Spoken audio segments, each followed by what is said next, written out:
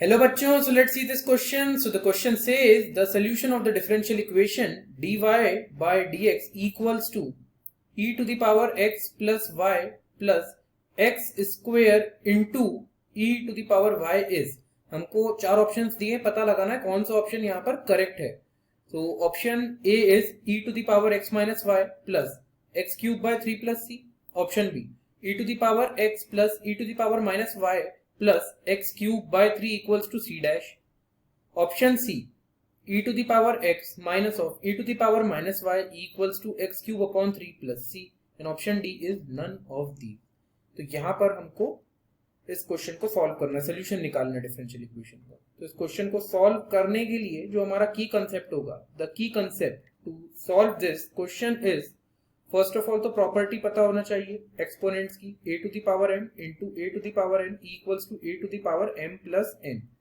फिर आपको यहाँ पर पता होना चाहिए integration of e to the power minus x of dx. ये कितना होता है? ये होता है minus of e to the power minus x plus c.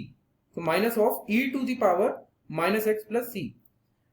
फिर आपको यहाँ पर पता होना चाहिए integration of x square of dx. ये कितना होता है? ये होता है x cube upon 3 plus c.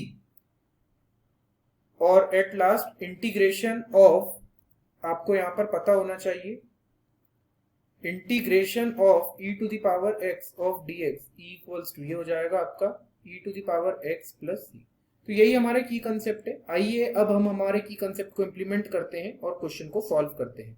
तो हमारे पास डिफरेंशियल इक्वेशन है dy by dx equals to e to the power x plus y plus x square into e to the power y.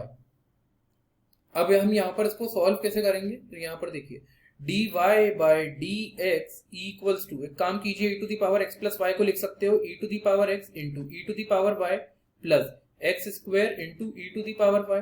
एक काम कीजिए e to the power y को common ले लीजिए, ब्रैकेट में कॉमन ले लेते हैं, e to the power y को कॉमन निकाल लेते हैं. तो ब्रैकेट में आपके पास बचेगा e to the power x plus x square equals to d y by d x. अब एक काम कीजिए, सिंपल सा काम है, e to the power y और डी एक्स, इनकी प्लेस को आप इंटरचेंज कर लीजिए. यानी कि e to the power y को डिनोमिनेटर में ले आइए लेफ्ट हैंड साइड में और डी एक्स को न्यूमरेटर में ले जाइए राइट हैंड साइड में. तो आपके पास आएगा dy upon e to the power y equals to यहां पर हो जाएगा e to the power x plus x square of dx. अब हम इसको थोड़ा सा सॉल्व करें तो इसको हम ऐसा लिख सकते हैं, e to the power minus y लिख सकता हूं मैं, जो डिनोमिनेटर में e to the power y है इसको लिख सकता हूं e to the power minus y of dy equals to, यहां पर लिख सकता हूं e to the power x of dx plus x square of dx. अब हम यहां पर क्या करेंगे? हम यहां पर इंटीग्रेट करेंगे. तो इंटीग्रेट कर दीजिए ऑन बोथ द साइड्स. तो यहां से हमको मिलेगा, ये हो जाएगा minus of e to the power minus y equals to e to the power x plus x square का इंटीग्रेशन होता है एक्स क्यूब बाय 3, ये हमने की कंसेप्ट में देखा था, और plus constant of integration that is c.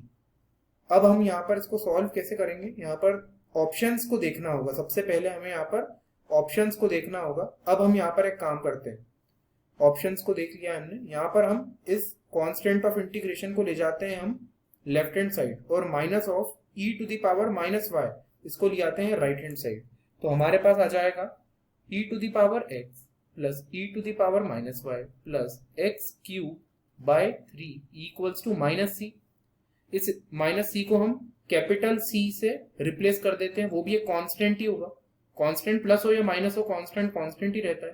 तो कैपिटल सी से रिप्लेस कर दिया और ये हो जाएगा e to the power x plus e to the power minus y plus x cube upon 3, और यही हमारा आंसर होगा.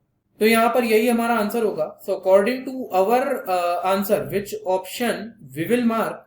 तो यहाँ पर कौन सा ऑप्शन मार्क करेंगे? तो option B e to the power x plus e to the power minus y plus x cube upon 3 equals to c dash. c dash या कैपिटल c, हमारा कांस्टेंट ऑफ इंटीग्रेशन जो है वो capital c है, इसको हम c dash लिख देते हैं, कोई इशू नहीं है उसमें. तो यहाँ पर यही हमारा आंसर होगा. तो option B is the correct answer of this question and that is all about solution.